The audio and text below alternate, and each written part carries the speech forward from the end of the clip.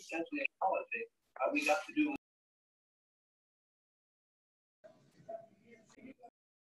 Your Zoom screen itself. I got it. Okay. Perfect. So to start the meeting, this came down yesterday from the city of Los Angeles, and our attorney just sent this through to me about an hour ago. And basically they changed their guidelines for stay at home. And the guidelines are, with regard to real estate, we're not to have any in-person showings, no face-to-face showings for selling of a house, leasing of a house, etc. It's prohibited. Now, this is all in regards to the city of Los Angeles. So, define face-to-face. Face-to-face. Well, the reason that I asked that is because tomorrow I have a showing of a house. We're just opening it up, allowing people to go through with their contractor, and I'm outside. I ain't got to talk to you, and I can wave from the car. But is that considered face-to-face?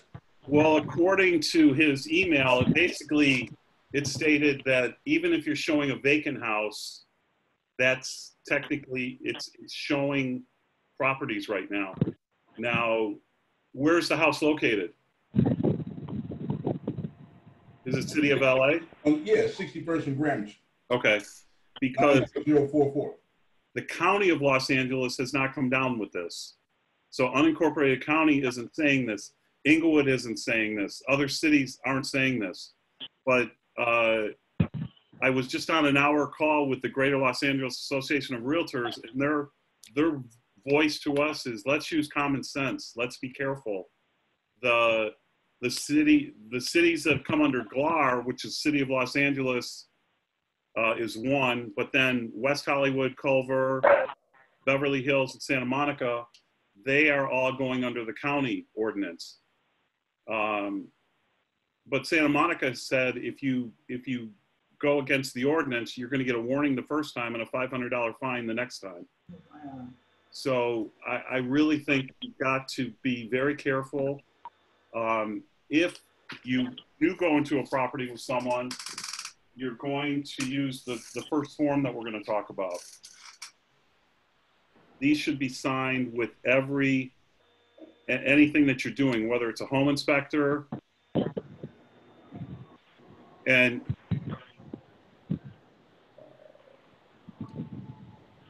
that, can you guys read that, or is that not? Let me zoom in. It's small.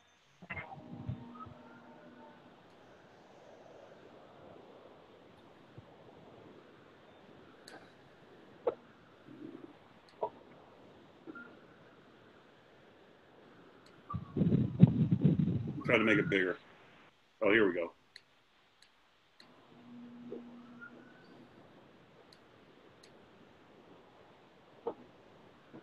That's better. Is that better? Yes. Okay, so this is the PEAD form, P-E-A-D, the Property Entry and Advisory Declaration, where if you are, for example, Juan, if you're going to do this, you are, first of all, doing it against advice of your broker, but you must get the parties to sign this. If an inspector is going in there, they would sign this. The seller should sign it, and the buyer should sign it. This is basically outlining the stay-at-home order. Again, this is probably going to be updated again.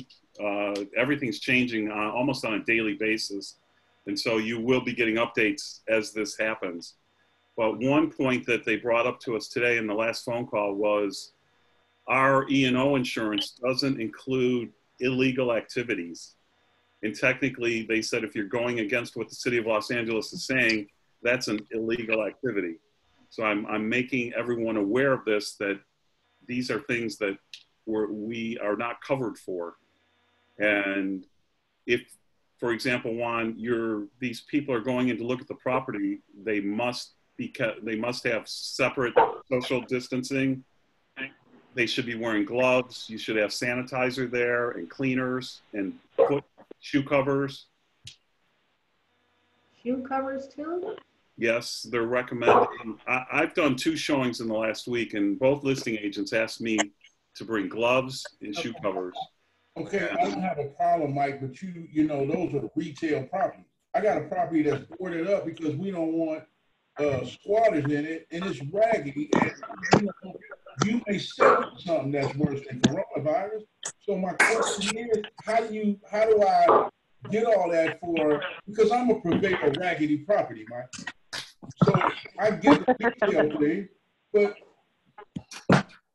what if I make them go in one at a time? That would be highly recommended. Cool. Highly recommended. Can I interject here? It's Michelle Singerman. Hi, everybody. Yeah, Michelle. Hi. So I got the same email. I'm assuming everybody else did. The CAR best practices.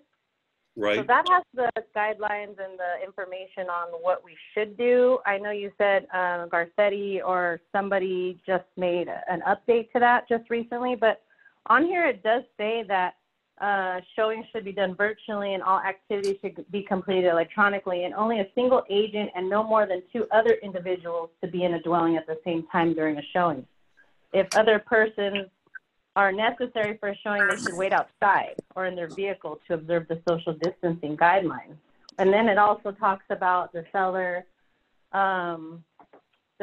signing those new forms in order for somebody to go in. And I guess the people that are signing the documents are declaring they don't have COVID-19, they don't have the flu, they're not sick. That's one of the disclosures, right? Yes, that's on this form. It's clause E3, where you represent that you have not knowingly within the last 14 days been in contact with someone afflicted with, and you are not experiencing fever or signs of respiratory illness, such as cough, etc. Right. Okay. So I just wanted to. I have a question right quick. So by signing this, is the person signing this taking on legal liability? Look at clause 5, agreement, declaration, and assumption of risk. By signing below, you are declaring the foregoing is true, that you agree to take all the recommended and reasonable actions to protect yourself and others from exposure to the COVID-19, and that you assume the risk as applicable of entering the property or allowing someone to enter the property. You understand and agree that no one, including but not limited to real estate brokers and agents, can guarantee that you will not be exposed to COVID-19. All right. Ideally, what would be best is if the state came down and just mandated and said, this is it across the state. Let's all just shut it down for 2 weeks. But, you know, you've got these unusual situations like Juan just brought up. And I think what Michelle just said too was very valid. I was going to bring up the CAR form at the end of this, but practical common sense in every situation. I don't want to see people going into people's homes who are already occupied, Right. and bringing people through them. I don't think sellers should want people to be coming through them. That was my question. Is the sellers okay with people coming through their home while they're in the house? Oh, they can't be.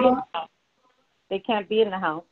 This CAR best practices says that nobody can be in the house. Like the seller is occupying it, they can't be in the house while somebody's looking at it. So the seller have to go like in the backyard while one person. So everybody has to come outside. Right. And the people, one person at a time, or I mean, I guess husband and wife or whatever, one at a time. I'm guessing from what that CAR best practices says. I actually went to a showing myself this morning, but for a rental, and there was a lockbox on it, so nobody was there but me. No, but what you got to consider about that nobody's there or that it's vacant. Somebody was there before. Somebody was touching the doorknobs. Somebody was touching the kitchen counter, the faucets, the toilets. Right. So that's what we don't think about when we on the vacant homes, because nobody's necessarily gone through and cleaned it. This is actually asking you to take cleaning and wash doorknobs and door handles when you leave the property. Well, I went to one yesterday and they required everybody to have gloves and a mask. No one could go in without gloves or a mask or a scarf that you use like a mask. So I get it. But the reason I brought it up because originally it was almost sounding like we can't do showings at all. And if that be the case, then that affects too many aspects of the transaction now. Now you got inspections. Now you got walkthroughs, final walkthroughs. You see my point? Well, Somebody released contingencies without no, going. they're actually recommending that the buyer and the listing agent and buyer's agents aren't there for inspections. They're recommending that a walkthrough be done via virtual. They're not asking you to have your clients there to do these things. Okay. And technically, home inspectors are not part of the essential right now. So the recommendation is, if you've got something in escrow, we keep moving it. We move it with a lot of common sense. Okay, that's fair. And that's all I'm trying to do is just keep these as an escrow moving without just pausing. Okay, thanks, Mike. So if the buyer or a third party refuses to sign this form, you need to notify the seller of this fact and technically not allow entry to the property unless the seller gives you permission to go in. And if your client or inspector or whomever refuses to sign the form, have them. Your money, bitch. Oh, calm down, bro. You calm down. Just hurry up. Are you a black guy? I think Terrence May and Singerman need to put videos on. Somebody's background is funny. What's that? Mute yourself. Mute yourself. All right. So if your client or an inspector refuses to sign this, take note to get permission from the seller before they go in there, and note the form, and we need to keep a copy of these forms and the property address, etc. Mike, these have been uploaded already in CAR? Yes, they are. Okay. And CAR has, when you go to the CAR homepage, they've got a great, hits you right in the face when you open it up. It's got all the updates on COVID, and it has links to all of these forms, and the forms are in the zip form now. The next form.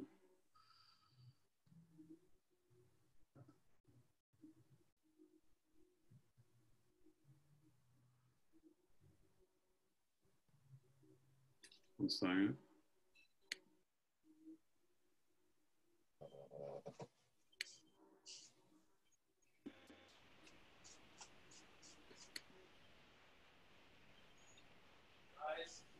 So this, can you guys see this or no? Does this show up? Yeah, the listing agreement. Yeah. So this is a listing agreement, coronavirus addendum or amendment. This is recommended to go with any new listing that you might take on. And it's highly recommended that you have the seller, you review this very closely with the seller, because it'll explain to them what we're talking about and how we're going to handle things. Yes? Hello? They went on mute. Okay, thank you. And you can see, for example, in section 1, property showing seller agrees or does not agree to allow prospective purchasers to enter the property. Now, for new listings, technically stagers, photographers, they're not supposed to be out there doing their business. So you're going to have to do your workarounds on this if you do have a new listing. But there's a good thing at the end of this addendum, or clause 4. You can actually get a listing and put it on a temporary withdrawal so that you have that listing. And I think a number of sellers will understand that we don't want to expose their house to a bunch of people walking through them, but you want to lock down that listing, so you can still lock down that listing and use clause number 4 here, which keeps it for you. It won't, the days on market aren't going to show up. It will just be on hold in the MLS.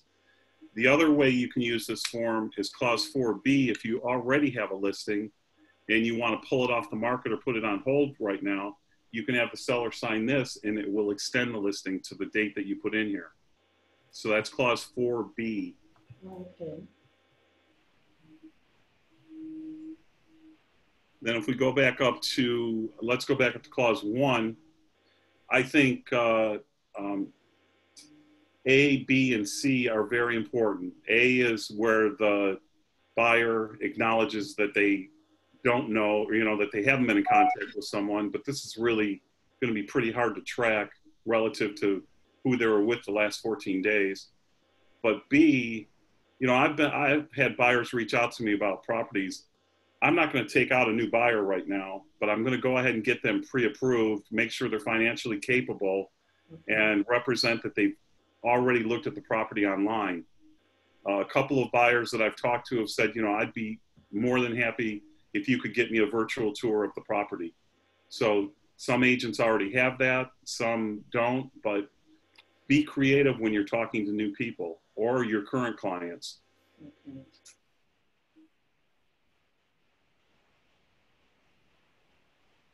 The goal here is to get everybody on the same page, and we're trying to get multiple offices across offices. Greater Los Angeles Association of Realtors, we had 40 brokers on there this afternoon, and it's going to be a weekly call to try to get people to be doing things consistently across the board, whether you're with Compass, Keller Williams, Coldwell Banker, et cetera.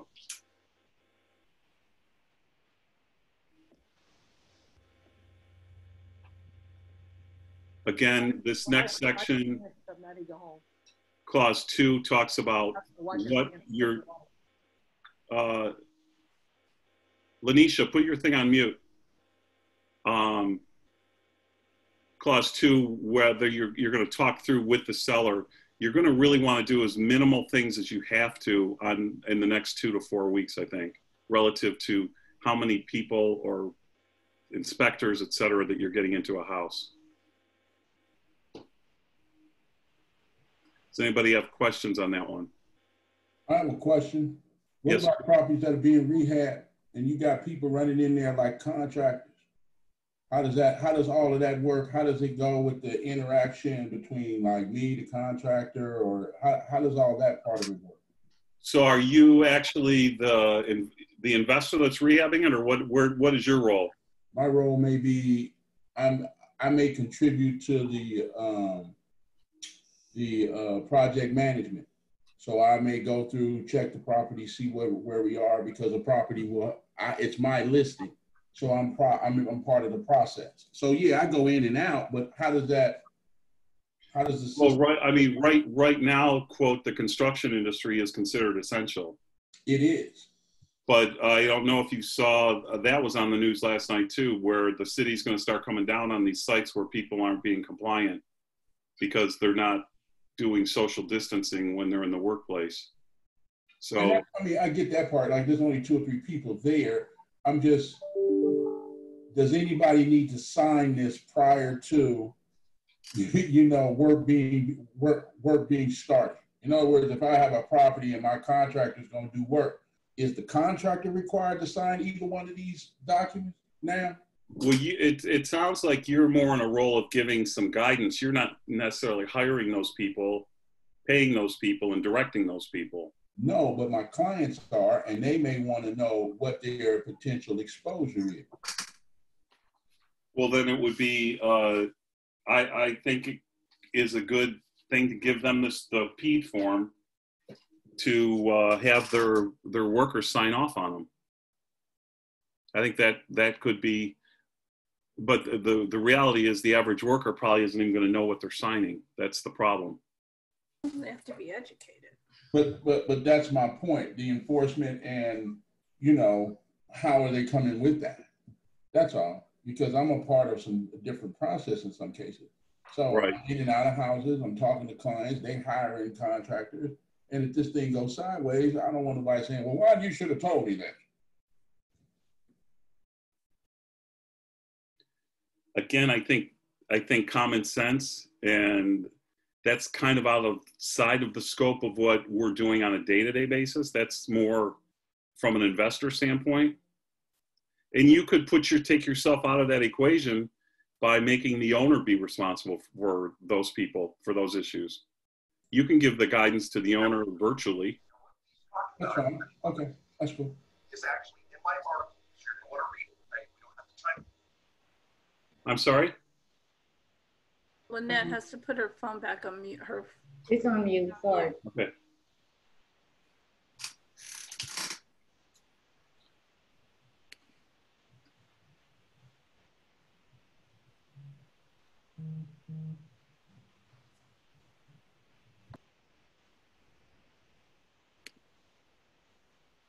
The next form, the coronavirus addendum. I don't like that. So this form has already been updated once in the last 10 days. This is the second version of it. And I'm recommending that you use this form on every offer. Now, it is an optional form. The seller doesn't have to agree to it. But for example, I wrote 2 offers last week and both listing agents did not counter it out of their counter offers. So I think we're into this kind of limbo phase in our business where this is all new to us. But basically, this form helps protect your buyers. And in the end, it can help protect your seller too. The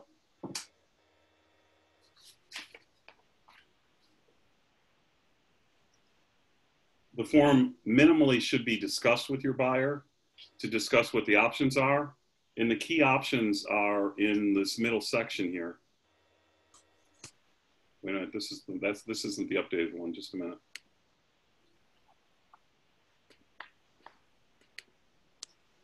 Yeah. Okay, here's the updated one. So this form should be used with new offers, and it can be used as an amendment to current offers. So for example, if you've got a deal that's in escrow right now and there's a problem with timing and you need to extend it, or you're concerned about the loan, this would be the form to use. You can go with this form, which really directly ties this to the coronavirus issue.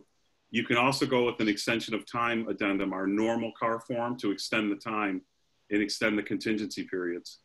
But the difference between this form is you have a section where we go down here into section 4A, B, and C. 4A indicates that the parties will agree to a 30-day extension or a length of time that you decide on for the buyer's contingencies, which are checked. If the buyer is affected by unforeseen circumstances related to the virus, at the end of that time frame, if the buyer still does not remove their contingencies, then the buyer or seller have the right to cancel the transaction without giving a notice to perform. So that's one of the benefits of this form. Number 4B, the extension of time indicates that the buyer and seller will agree to extend the escrow closing date by 30 days or another date that's agreed if either the buyer or seller are unable to close due to matters related to the virus. If after the extended time, either the party is unable to close due to the matters related to the virus, then either party can cancel and the deposit would go back to the buyer. That is, unless the box at the end of paragraph 4B is checked. This box indicates that the buyer's deposit shall be released to the seller if the buyer had removed all contingencies in the deal and the escrow could not close due to the buyer's inability. So that would be on a deal that you're already in and you bring this form in to extend the escrow. Hey, Mike, can you scroll back up to the top of this form? Yep. Almost. Keep going a little bit more, Mike. There you go. There you go. So in the case that I'm in right now, would this be a reasonable? I don't think you need it. I think you've already got an agreement on an extension of time. All right. And in your instance, if the buyers removed almost all their contingencies, so I don't think I would introduce this to your transaction at this time. All right, that's cool. Appreciate it. Hey, Mike. Yes. I included, you said they just changed this form 10 days ago? No, the other day actually, but. Oh, okay. Because I didn't have, if you scroll back down, I didn't have the version where it allows on 4B where it says buyer's deposit shall be released to the seller. Right. I never had that option before. I don't think it was on there. No, it isn't. That's one of the updates. Okay. And unfortunately right now, when you go into zip forms and you put in car form CVA, you get the old one. I got to find out why that is happening. So this one was sent to us from our attorney. Okay. But now I can't go back and put this one in place now, can I? mean, you can always negotiate that, but why don't we talk about your situation after your specific situation? Okay. There's a couple points in here that I did want to bring out. For example, in clause number 2, some of the discussions that we've had with the attorney has been about good faith. So right here where it says act in good faith to accomplish the purpose of the agreement on line 3, they feel that if people, for example, I'm going to use Sandra's transaction as an example. One of her deals in escrow, the buyer just said his stock portfolio went down and he doesn't feel good about the market. That's not acting in good faith. If somebody really lost their job, they were furloughed, etc., that's acting in good faith when you go to want to cancel. So there's an additional form to this that we use that we'll go over next to outline the different instances for why it's this NUCC form under number 3. Does anybody have any other questions about this one? No. Mike, I just want to add to that. We are going, the sellers hired an attorney and we are going into mediation because of what you said, that 30% reduction that had nothing to do with the contractual agreement. Okay. So you have to be very careful, where you are in your escrow. So. Yeah, we're kind of in a situation right now where all these escrows that are in limbo are, we got to take them on a case-by-case basis. So this would be in conjunction with the coronavirus addendum that we just looked at. So if there was something related to the transaction, the buyer or the seller hereby can give notice if you've used the CVA addendum. So you're looking at loan-related issues, for example, loss of income, layoff, furlough, reduced hours, etc. There was a delay with the notary, lender delay due to unforeseen coronavirus circumstances. Then clause B talks about things that couldn't get done, possibly home inspection, government required inspection, pest control. That kind of gives the buyers an out to get out of something if they need to. But again, they should be acting in good faith. And then of course, the worst case scenario was a confirmed diagnosis of COVID-19 or hospitalization, etc. Hey, Mike. Yes, sir.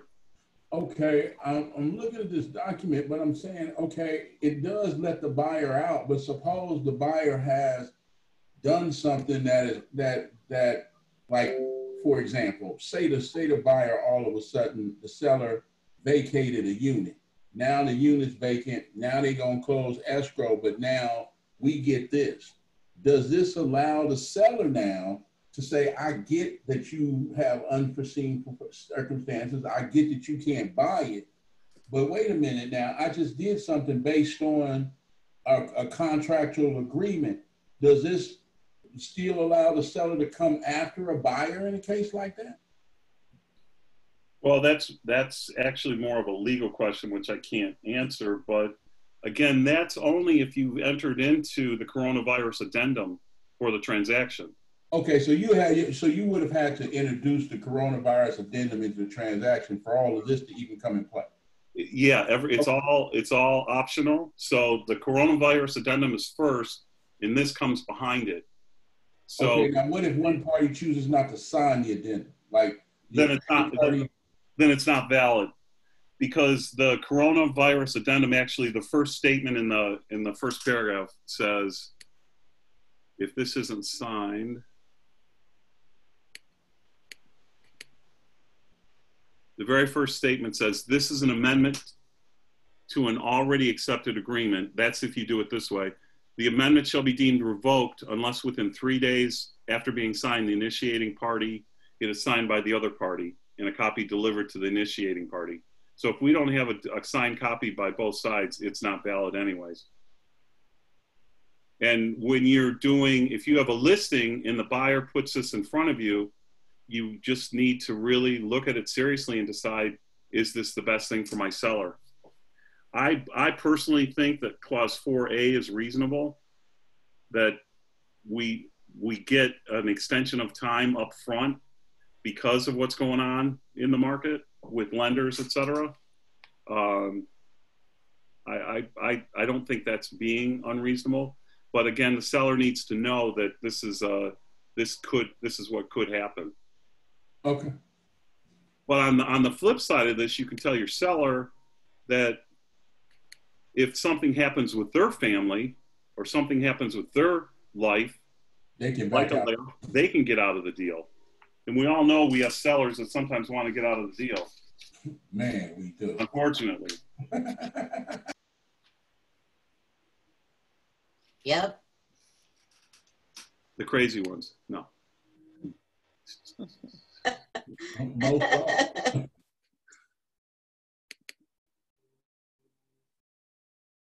So this is what Michelle Singerman brought up earlier, the car best practices. And again, I'm sure that this is going to be updated on a daily basis almost. But a lot of this is common sense, but I think, Michelle, your point about just one person go in, if you've got to do something that's got to get done, then let one person go in, but they should be protected. They should be wearing gloves. You should have cleaning and sanitizer there. The shoe covers that I said, the shoe covers you can get checked on Amazon this morning. You can get like 60 pair for $10 and they still have them. So that's a real easy thing to get. I didn't check on gloves. Again, we're talking about knowing who you're dealing with and making sure that they haven't been exposed to the virus, but that's a very hard thing to do.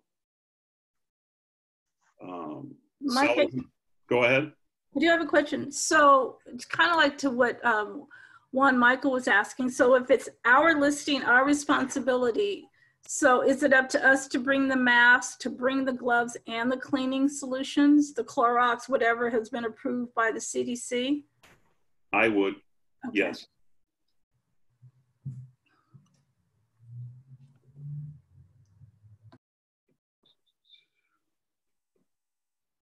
This form did not come out in your email last night or today with the other forms. So I'm going to send this through to everybody so that you have this to read through and review. Again, this is on the car page, but I made it in bigger print. It's very small in there. Again, talk to your sellers right now about extending listings. The CLAW MLS and CR MLS is not putting a hold on days on market. They didn't agree to it, but the CLAW MLS has agreed. So any listing that you have in the MLS right now, the CLAW MLS, they aren't counting the days. So that's a positive thing for us. And you can put your properties on hold if you need to. And they'll let you do 2 30-day holds, I believe, is what they're offering right now. Best practices related to sellers' properties: don't leave brochures and flyers. Instead, work on having everything virtual, everything digital. Discourage someone who does not need to view the property from attending the showing. You know, think about Costco. They're only allowing 2 people in at once on a card.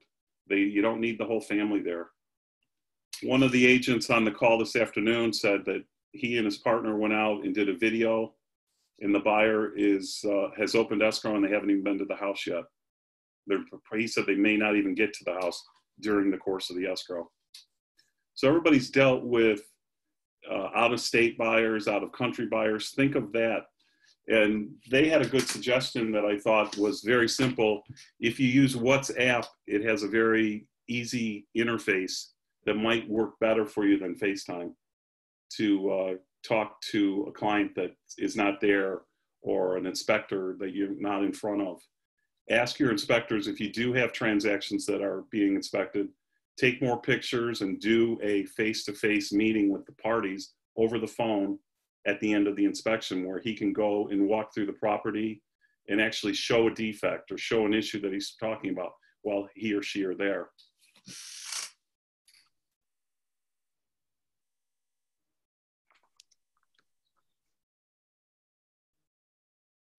Mike.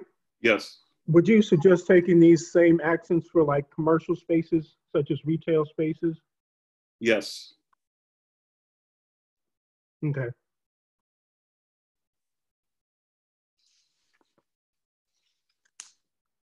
Again, here, Sandra, it goes to your point.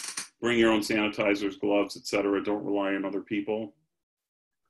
And for example, that listing agent wasn't at the property that I showed, and he asked me to bring it and have it handy. So I think just talk to people these days and be realistic. Here with pre-marketing activities, they're talking about listing presentations should be done virtually, if at all. Have a sign company install your sign.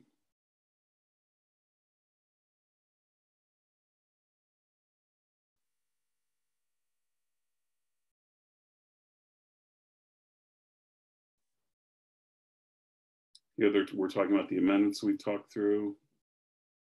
Again, start getting used to doing video if you need to. With your get used to play with your phone. And stagers are not actually supposed to be out there doing staging right now, but there's a great online staging company that you can use. It's Brownie Box, BROWNIE box.com. It's very reasonable. You can do it. It's going to run you. I did a 3-bedroom lease recently. It was around $300, and that was for all the bedrooms. It was a 1,900 square foot property, and you don't necessarily know that it's virtual staging when you look at it.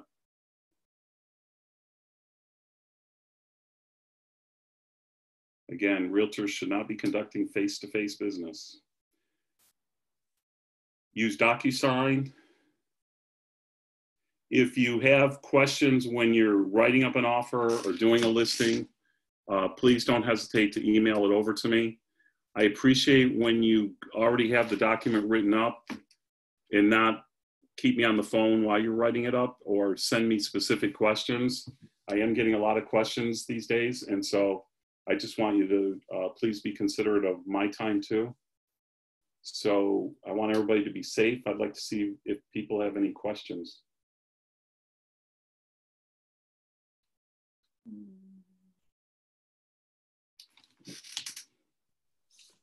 I asked all mine, Mike. Thanks.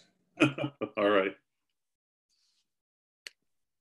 I do want to let you guys know that we do have deals closing in the office. You know, people are still doing business. Take the time to get on the phone and call your past clients, call your current clients, let them know that you're around, see how they're doing. It's a great time to call people because everybody's at home, and there's going to be even more people at home, I think, over the next 3 weeks. One of the great conversation starters is for your clients with kids. Just start empathizing with them about being homeschoolers. You can have a whole 20-minute conversation just like that with somebody, and they're happy to talk to an adult. So use this time to get yourself back out there in front of people, that they know you're there and that you care. And as realtors, one of the things on our conversation this afternoon was we want to show that we're professionals and that we're not flaunting the law, and that we're doing things right and safe. Use common sense. That's 1, 2, and 3, common sense. What happens when, because I have a couple of clients, but one of them on the way, they said the market is getting ready to drop. I have a buyer qualified for 750 for the Valley, but everybody's hearing that we're getting ready to go into a recession, so she feels it's best to wait 6 months. So what's my response? I mean, we're basically already in a recession technically, which tomorrow's meeting that Tom Corcoran does, I'm sure he'll talk to that. But the thing to realize, all the statistics right now are still saying that inventory is still at an extremely low amount. There's a pent-up demand.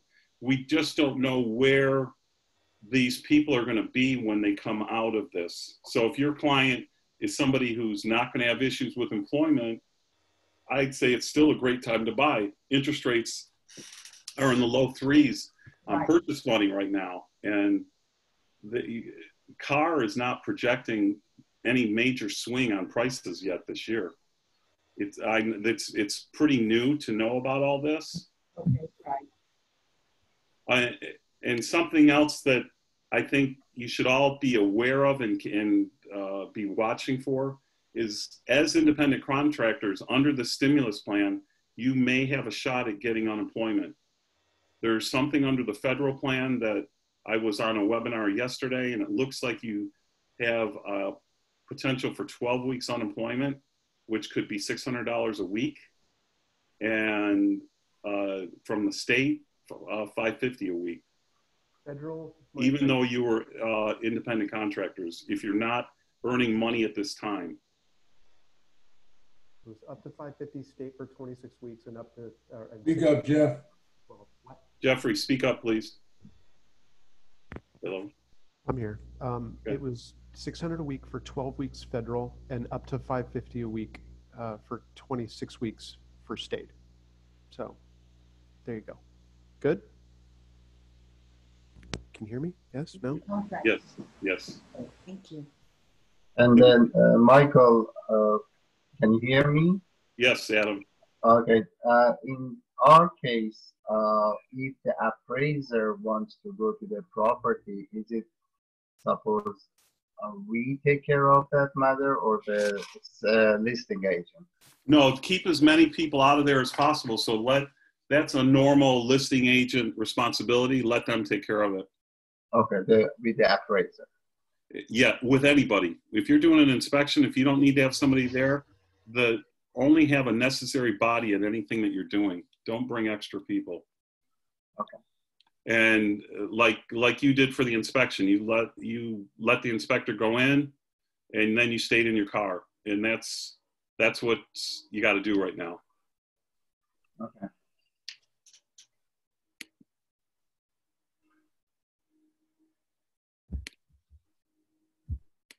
Well, thank you everybody for participating. Thank you, Mike, for the information. Sure. Don't hesitate Thanks, Mike. to reach out with questions. Thank you, Mike. That was awesome. Thanks. Bye, everybody. Bye-bye.